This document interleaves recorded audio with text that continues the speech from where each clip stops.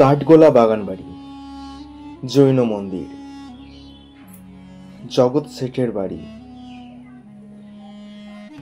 নসিপুর রাজবাড়ি, শ্রী শ্রী রঘুনাথজি মন্দির, মির্জাফরের বংশের কবরস্থান, আজি মুন্নিসা বেগমের জীবন্ত কবর, নবাব মুর্শিদ কুলি খাঁয়ের কাটরা মসজিদ, জাহানকোষা কামান,